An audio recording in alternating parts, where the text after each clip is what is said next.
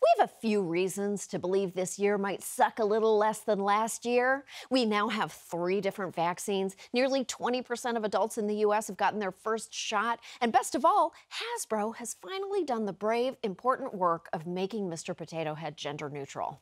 Unfortunately, they did nothing to change the fact that they're a cannibal. You're sick, Potato Head. I hope you fry for this.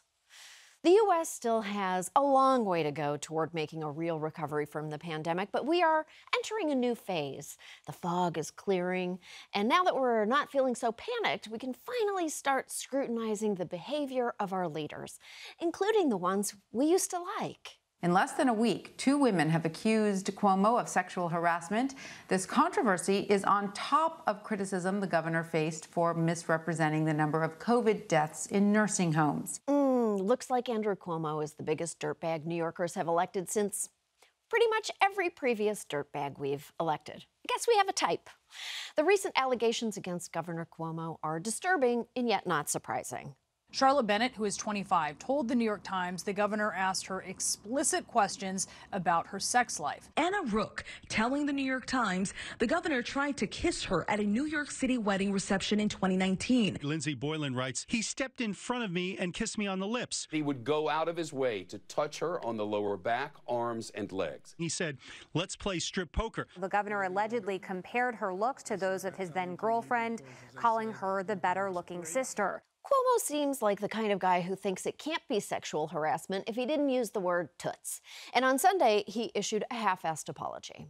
Cuomo issued a lengthy apology which said, in part, "I acknowledge some of the things I have said have been misinterpreted as an unwanted flirtation. To the extent anyone felt that way, I am truly sorry about that." Then he put his hand on his own half-assed apology, patted it once, and asked it to make him a dirty martini. Back in 2020, we were so desperate for a leader who wouldn't tell us to go bleach ourselves. We turned Governor Andrew Cuomo into a hero. My Governor Cuomo, I think is one of the heroes on the front lines. Can I say that I am a Cuomo-sexual?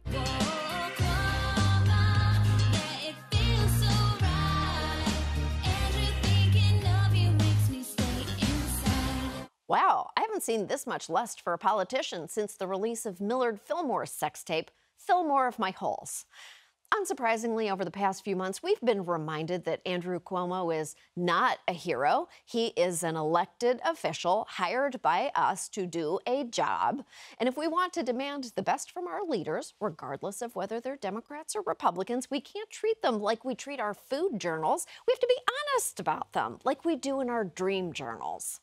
Prior to the pandemic, Governor Cuomo faced persistent criticism for failing to raise taxes on the rich, his attempt to cut Medicaid, and his mismanagement of the subway system.